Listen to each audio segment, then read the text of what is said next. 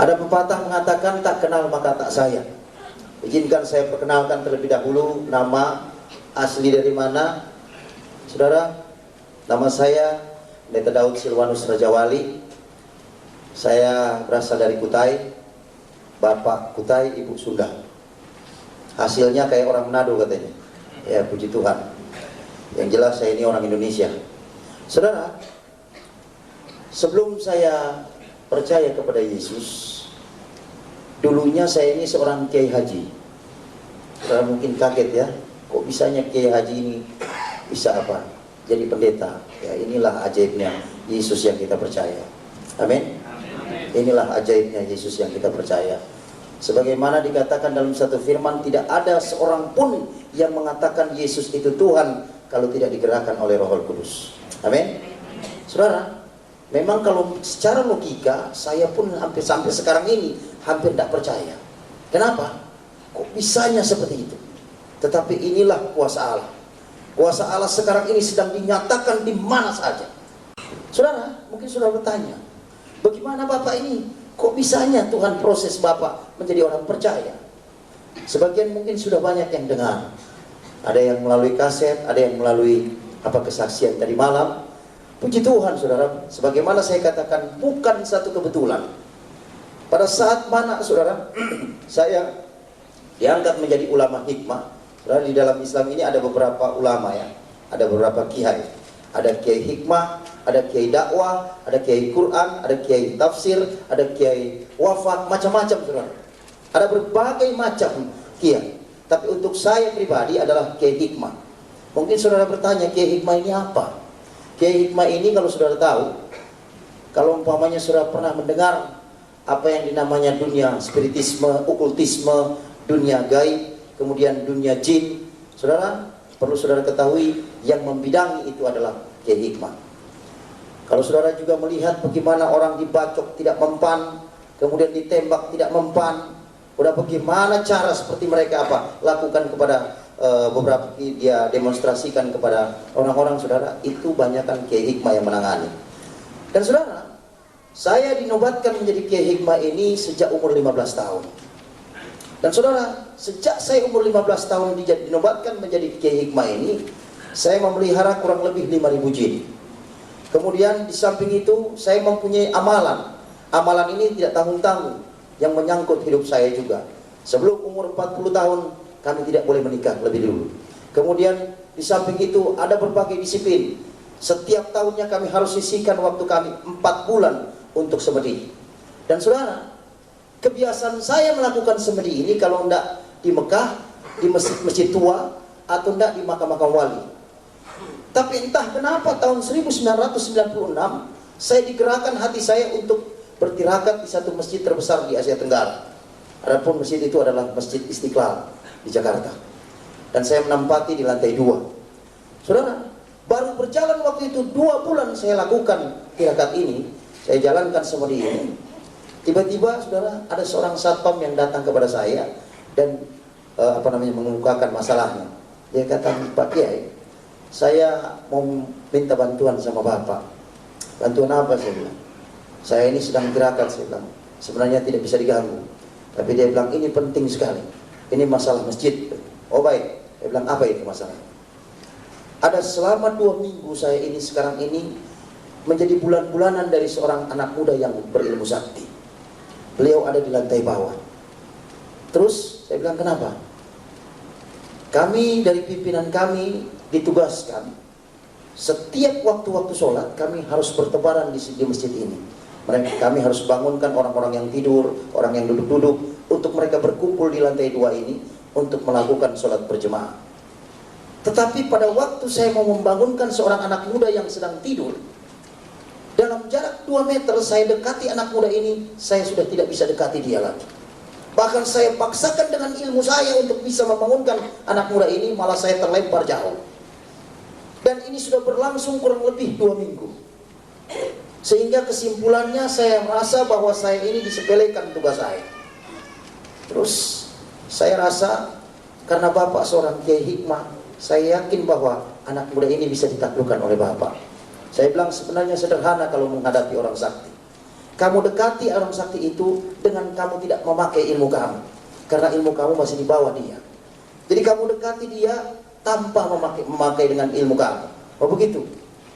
Jadi sekarang ini kamu pergi ke lantai bawah, di lantai 1, kemudian kamu bangunkan anak muda itu, dan apabila dia sudah bangun, cepat suruh dia menghadap saya. Oh baik Pak, dia lakukan. Pada waktu dia turun ke bawah, kemudian dia lakukan apa yang saya suruh, dan ternyata benar.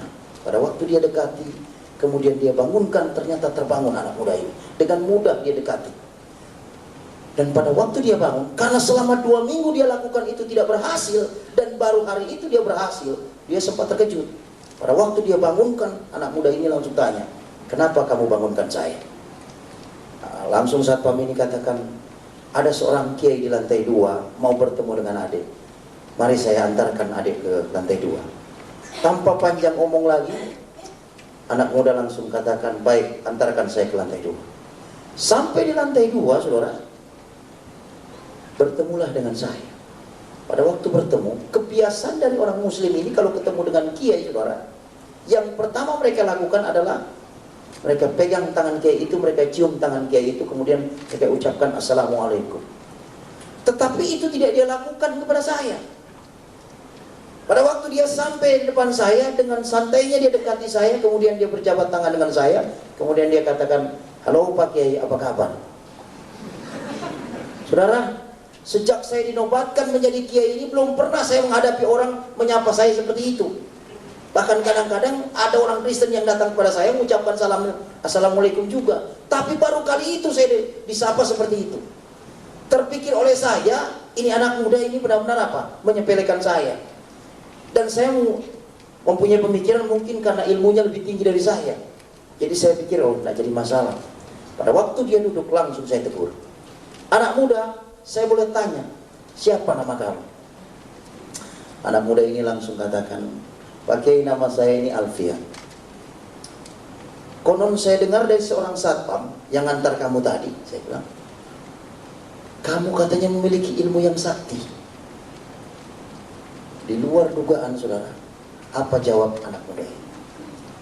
Pak Kiai, bukan saya yang berilmu sakti, tetapi Yesus yang ada dalam diri saya yang memiliki kesaktian itu. Pada waktu dia ngomong Yesus, saudara, saya sempat terkejut. Apa kamu bilang Yesus? Saya bilang, ya. Bahkan kehidupan saya ini Pak Kiai, bukan saya lagi, tetapi Yesus yang ada dalam diri saya. Lebih aneh lagi saya. Langsung saya pikir, kalau begitu kamu ini orang Nasrani. Betul. Dalam pikiran saya, anak muda ini mungkin datang ke masjid ini dalam rangka untuk dia ini mau masuk Islam. Kenapa? Tahun 96 itu saudara bisa lihat keadaan Indonesia ini ya, khususnya tanah di daerah Jawa ini, ada banyak gereja dihancurkan, ada banyak orang-orang orang-orang percaya dikejar-kejar, ada banyak orang-orang percaya bahkan dibantai. Saya berpikir, oh mungkin dia mau masuk Islam. Ternyata tidak, saudara. Pada waktu saya tanyakan dia, Alfian, kamu ini seorang Nasrani, tapi kok kenapa kamu ini tinggal di dalam masjid? Bahkan kamu sudah 2 minggu ada di masjid ini. Dia katakan, saya senang di masjid ini Pak Kiai, karena ini rumah Tuhan. Saya bilang, nggak salah kalau kamu katakan ini rumah Tuhan. Cuman sekarang saya mau tanyakan, kenapa kok kamu tidak bermitra dengan orang Kristen yang lain? Kamu tidak ke gereja, tidak bersekutu dengan orang-orang Kristen yang lain. Dengan tenang Alfian katakan, perlu Pak Kiai ketahui bahwa sekarang ini gereja sedang sakit. Saya bilang, sakit apa? Ada banyak orang-orang Kristen, mereka datang ke gereja bukan menyembah Allah dalam roh dan kebenaran, bukan mereka membaca kebenaran firman Tuhan, bukan mereka untuk memuji nama Tuhan, tetapi mereka mengagung-agungkan akan golongan mereka. Mereka katakan, golongan kamilah yang benar, golongan kamilah yang akan ke surga, golongan Kristen kamilah yang akan masuk ke dalam kerajaan surga, sementara golongan Kristen yang lain itu tidak masuk dalam kerajaan surga. Padahal mereka itu adalah satu kesatuan tubuh Kristus. Mendengar seperti itu, langsung saya tanyakan lagi, bagaimana dengan kamu? Untuk saya pribadi Pak, saya tidak perlu khawatir, karena di dalam diri saya ada Yesus. Saudara, Setiap kali dia ngomong selalu tidak pernah dia apa? Tidak pernah dia tidak selipkan Yesus. Sehingga membuat saya bertanya, saya pikir siapa ini Yesus ini? Langsung saya tanyakan kepada Alfian. Alfian, dari tadi kamu selalu mengalaskan Yesus. Selalu Yesus. Sebenarnya Yesus itu siapa sih? Apa Alfian katakan? Bapak ingin dengarkan apa Yesus ini? Oh ya, saya bilang. Tidak tanggung-tanggung, dia saksikan Yesus itu dari jam 4 sore sampai jam 10 malam. Dia saksikan dengan begitu berapi-api mengenai Yesus ini. Herannya dari jam 4 sore sampai jam 10 malam itu, mulut saya ini terkatup hanya mendengarkan kesaksian dia.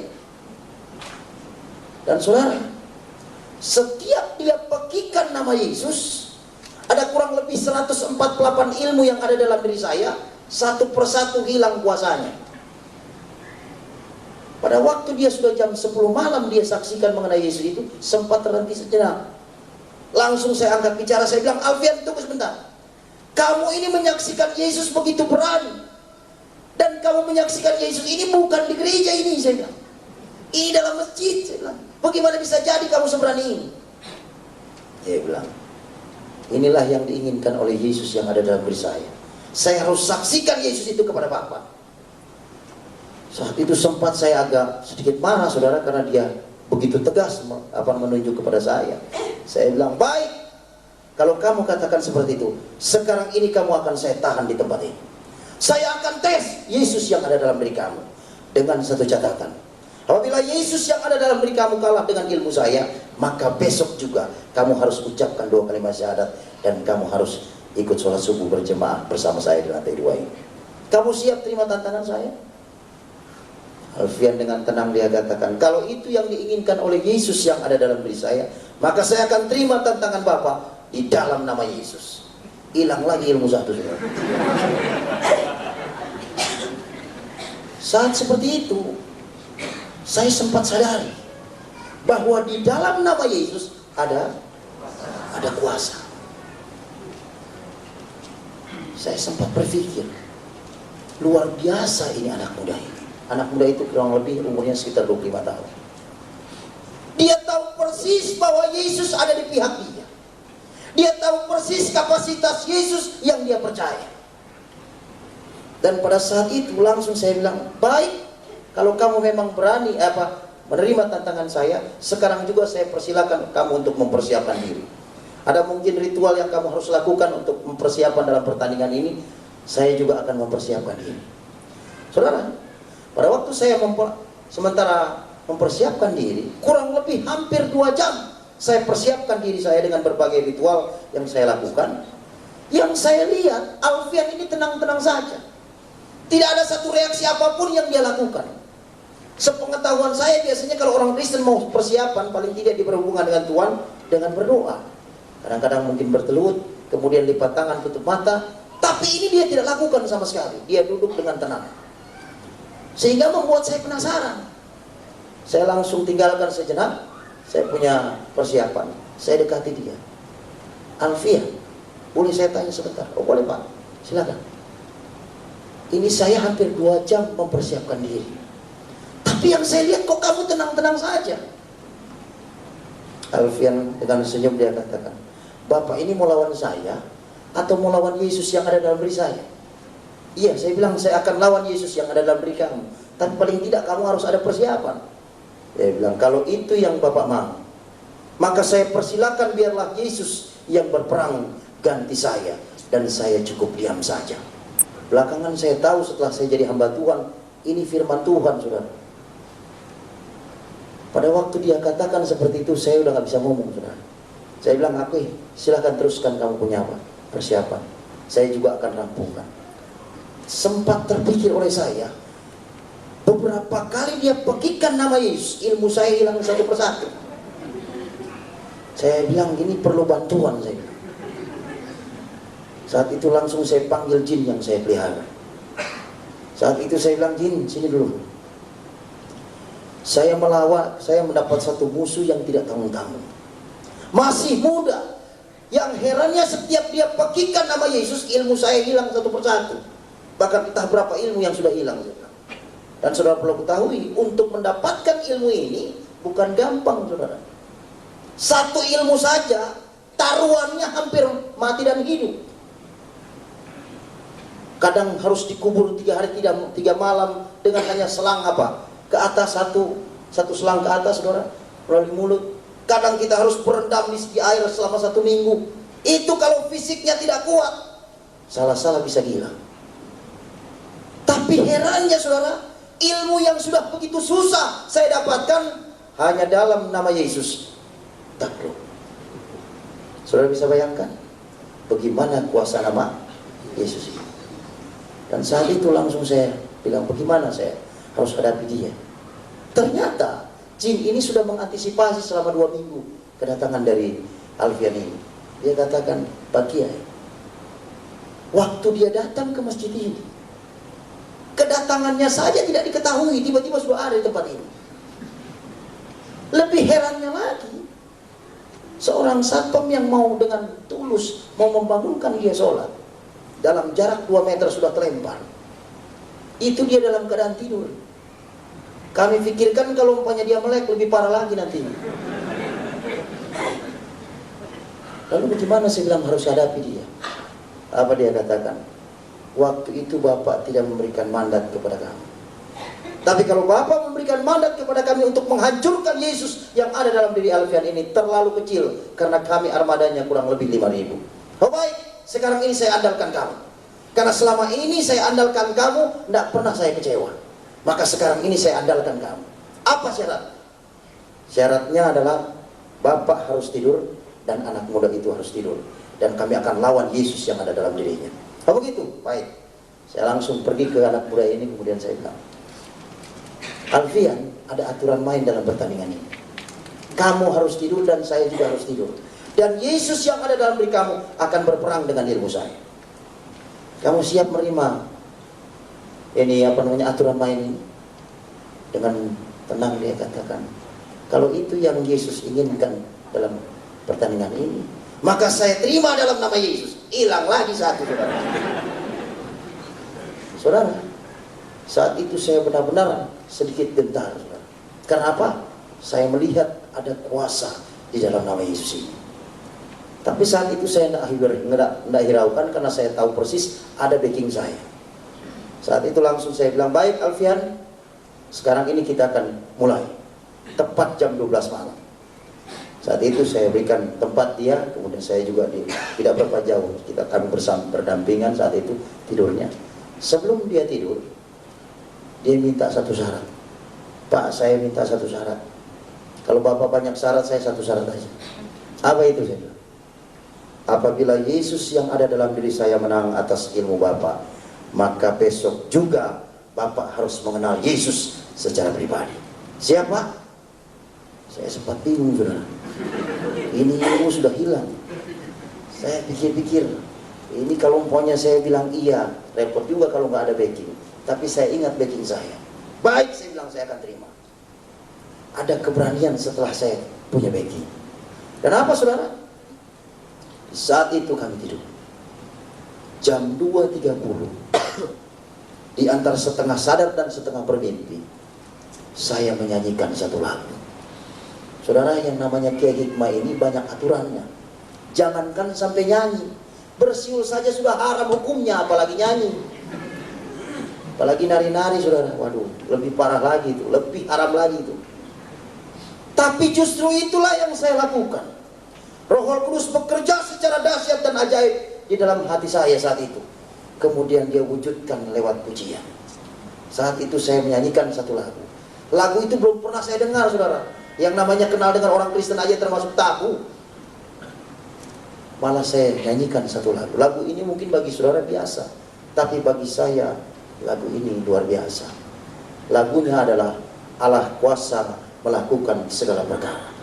Saya nyanyikan lagu itu dari awal sampai akhir tanpa salah. Dan saya rasakan ada roh damai sejahtera merasuk dalam diri saya. Pada waktu roh damai sejahtera itu masuk dalam diri saya, langsung saya terkejut. Pada waktu saya terkejut, langsung saya ucapkan, astagfirullahaladzim, ada apa dalam diri saya ini? Kok bisanya saya nyanyi?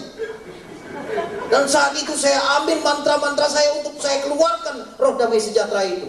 Karena roh damai sejahtera yang masuk dalam diri saya itu termasuk asing. Karena untuk orang-orang yang memiliki ilmu-ilmu kanuragan, jarang sekali ada damai sejahtera. Yang ada selalu waspada. Mau apa? Jangan-jangan ada musuh. Jadi saat itu saya bergumul untuk mengeluarkan roh damai sejahtera itu. Tapi dengan berbagai mantra yang saya lakukan tetap tidak keluar. Di saat saya bergumul, Alfian yang ada di samping saya ini terbangun, rupanya terusik. Pada waktu dia terbangun, dia lihat dengan tajam mata saya dan dia tersenyum. Langsung dia ulurkan tangannya. Dia bilang, "Pak, selamat Pak." Saya bilang, "Kenapa kamu katakan selamat kepada saya?" Ternyata Yesus yang ada dalam diri saya ada juga dalam diri Bapak. Bagaimana bisa jadi kamu katakan itu? Tadi waktu saya tidur, saya sayup mendengar Bapak menyanyi. Saya tahu persis lagu yang Bapak nyanyikan itu lagu yang biasa dinyanyikan oleh orang-orang pengikut Yesus. Saya bilang, "Iya, kenapa begitu ya?" Inilah ajaibnya Yesus yang ada dalam diri saya. Saat itu saya sempat sadari, saya ini Kiai Haji, saya bilang. Bagaimana bisa jadi saya ada Yesus, saya bilang, di dalam diri saya. Alfian, saya belum kalah. Nah, itu dengan tegas saya katakan, saya belum kalah. Alfian katakan, saya belum katakan Bapak kalah. Bahkan tidak pernah saya katakan Bapak itu kalah. Tapi yang saya katakan, Yesus sudah ada dalam diri Bapak. Herannya lagi saudara, jin yang siap membantu saya, yang siap menghancurkan Yesus yang ada dalam diri Alfian ini, sampai sekarang ini nggak tahu kemana saudara. Dipanggil sudah tidak pernah datang, wujudnya tidak pernah saya lihat, suaranya pun tidak pernah saya dengar lagi. Ternyata apabila terang itu datang, gelap itu akan pergi.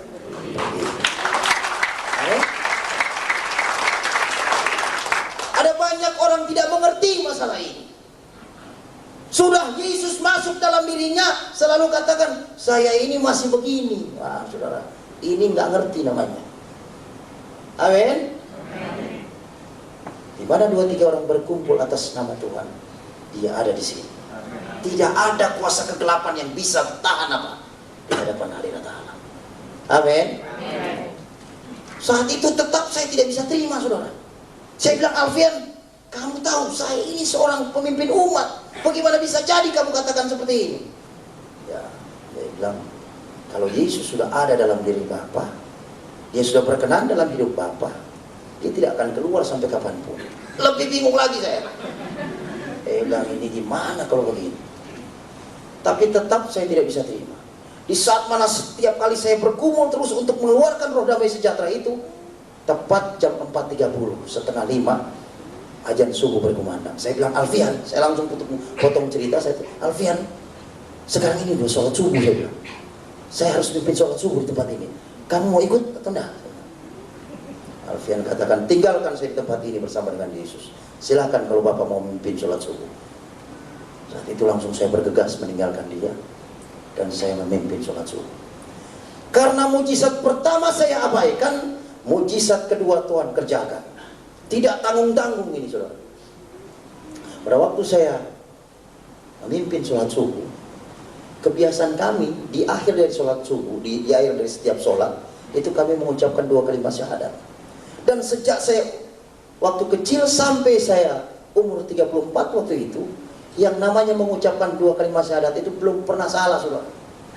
Tapi tanggal 10 Oktober tahun 1996, jam 5.30, setengah 6, saya ucapkan syahadat ini yang lain daripada lain saudara. Syahadat yang luar biasa.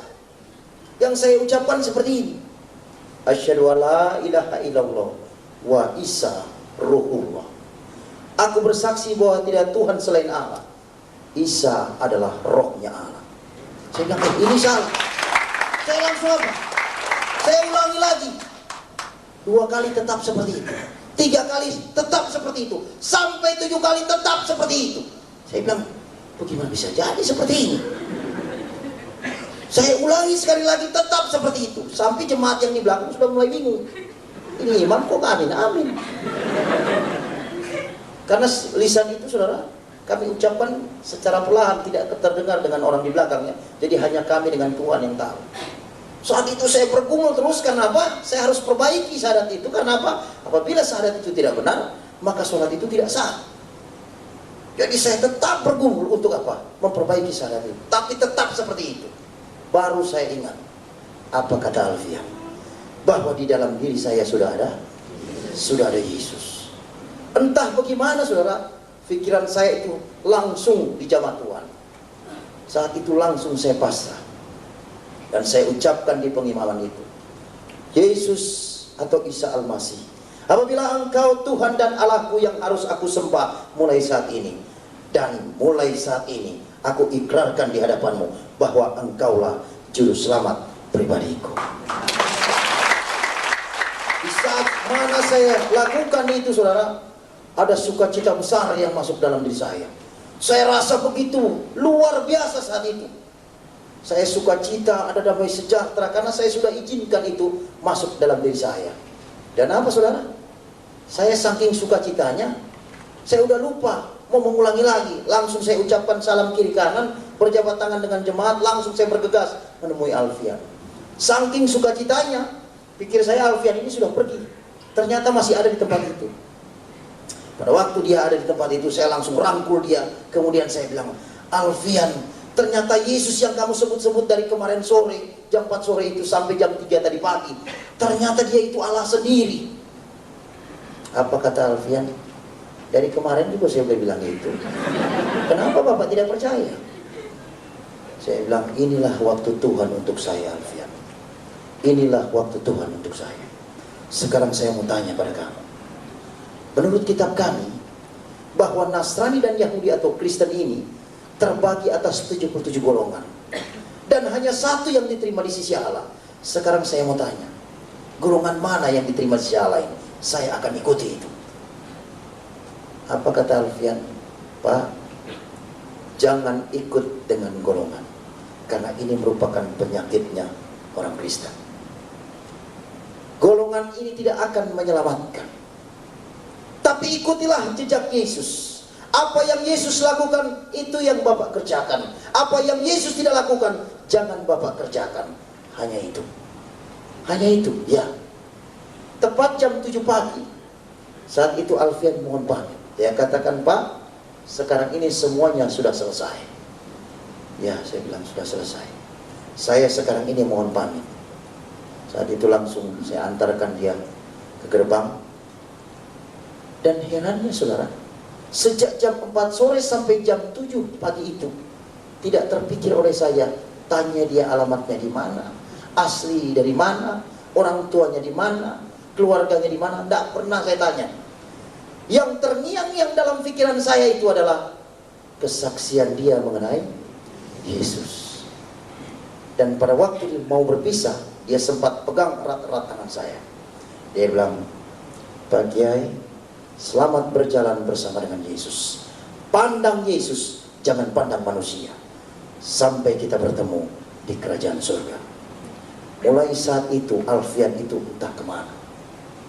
3 tahun saya mengenyam pendidikan sekolah tinggi teologi, dan saya mendapat predikat yang terbaik. Di saat mana saya menggenggam akan ijazah yang sudah diberikan, saya langsung masuk ke kamar.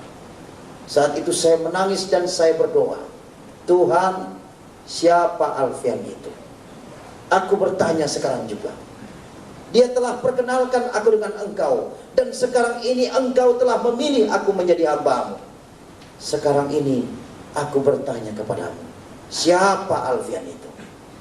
Dan apa saudara? Jawab Tuhan lewat doa.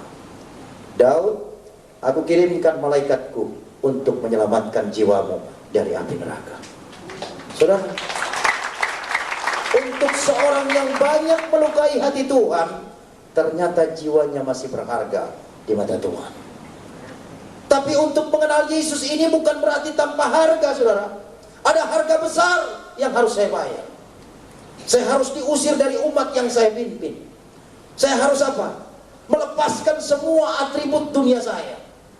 Saya harus lepas dengan kawan saya yang paling akrab, yaitu jin. Ya, Itu saya punya kawan akrab sudah sejak saya umur 15 tahun. Lebih parahnya lagi, orang tua yang justru mengandung saya dan melahirkan saya tidak mengakui lagi saya sebagai anak. Pahit, saudara. Tetapi puji Tuhan, Yesus katakan dalam Matius pasal 11. Saudara bisa lihat ini, saudara. Matius pasal 11 ayat yang ke-28. Saat itu saya dapat firman ini yang pertama. Dikatakan, marilah kepadaku semua yang letih lesuh dan berbeban berat, aku akan memberikan kelegaan kepadamu. Pikulah kuk yang kupasang dan belajarlah kepadaku, karena aku lemah lembut dan rendah hati, dan jiwamu akan mendapat ketenangan. Sebab kuk yang kupasang itu enak dan bebanku pun ringan. Saudara, pada saat saya dapat firman ini, saya dapat penghiburan. Tidak tanggung-tanggung saya sempat dapat kutukan dari umat yang saya pimpin. Ini yang namanya kiai Kiai murtad yang siap hidup melarat seumur hidup. Saudara, kutukan ini tidak tanggung-tanggung. Tapi puji Tuhan, murtadnya saya ini malah kenal Yesus, saudara. Yang bukan membuat saya ini semakin melarat, saudara. Semakin melarat seumur hidup, malah tetap naik, bukan turun. Jadi kepala, bukan jadi ekor. Ini indahnya kita bertemu dengan Yesus. Ada banyak sekarang ini tawaran keselamatan, tetapi keselamatan yang hakiki hanya ada pada Yesus. Saudara diberkati? Berapa banyak saudara yang diberkati? Silakan tunjuk tangan. Saya undang seluruh choir, bahkan pemain musik untuk datang ke depan. Dan saudara silakan berdiri, ungkapkan hatimu.